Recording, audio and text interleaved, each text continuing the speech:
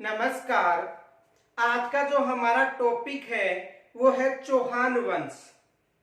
पीछे हमने चौहान वंश की उत्पत्ति और इनका जो मूल स्थान था उसकी चर्चा की थी, और आज हम जो चौहान वंश अजमेर के जो शासक हैं उनकी चर्चा करेंगे। देखो, चौहानों का जो संस्थापक चौहान वंश का जो संस्थापक था वो वासुदेव चौहान था। यानी बिजोलिया शिलालेख के अनुसार, किस शिलालेख के अनुसार? बिजोलिया शिलालेख के अनुसार।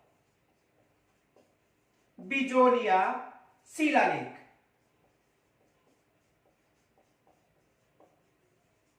बिजोलिया शिलालेख के अनुसार यह बताया जाता है कि जो चौहान वंश थे उनका जो संस्थापक था वो कौन था?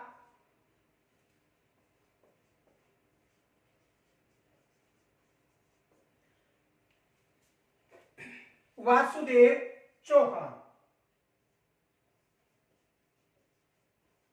वासुदेव चौहान।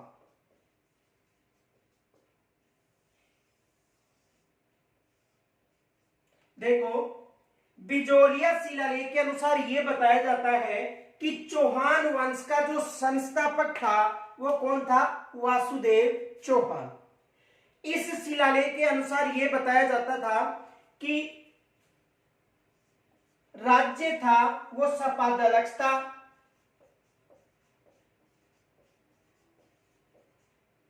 राज्य कौन सा था? सपादलक्ष।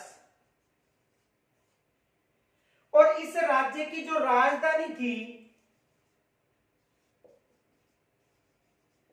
राजधानी वो थी अहिछत्रपुर।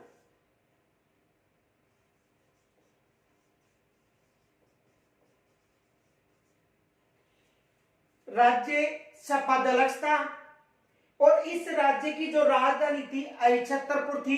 किस शिलालेख के अनुसार? बिजोलिया शिलालेख के अनुसार। और यह कहा जाता है कि जो सपादलक्ष था इसे वर्तमान में सांबर के नाम से जाना जाता है। सांबर। और इस क्षेत्र को वर्तमान में नागौर के नाम से जाना जाता है। यानी सपादलक्ष और राजधानी अहिछत्रपुर। इनके अलावा देखो, हर्षनाथ जो शिलालेख था उसके अनुसार यह बताया जाता है कि राज्य तो सपादलक्ष था लेकिन इसकी जो राजधानी थी वो अनंतपुर सीकर थी। तो संस्थापक कौन था? वासुदेव चौहान। और वासुदेव चौहान ने सांबर झील का निर्माण करवाया था। सांबर झील का निर्माण, सांबर झील का निर्माण किन्होंने करवाया था? वासुदेव चौहान ने।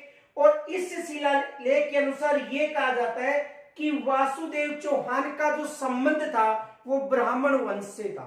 किस वंश से संबंध था? ब्राह्मण वंश से।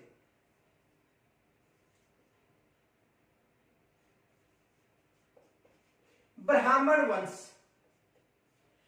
तो बिजोलिया शिलालेख के अनुसार राज्य सपादलक्ष था, राजधानी अहिछत्रपुर थी। इसका जो आदि पुरुष या संस्थापक था वो वासुदेव चौहान था। और इनका जो कार्यकाल था वो 551 ईस्वी था। कार्यकाल कितना था?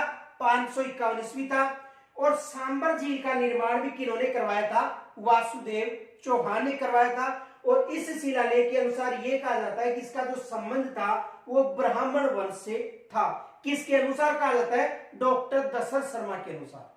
क्योंकि डॉक्टर दशरथ शर्मा ने कहा था इस शिलालेख के आधार पर, बिजोलिया शिलालेख के आधार पर डॉक्टर दशरथ शर्मा ने यह कहा था कि जो चौहान थे उनका संबंध ब्राह्मण वंश से था, इस शिलालेख के अनुसार। और यदि अग्निकुंड की बात करें तो अग्निकुंड के अनुसार यह बताया जाता है कि इनका जो संबंध था चौहान वंशों का, उनकी उत्पत्ति थी वो अग्निकुंड या अग्निकुल से हुई थी।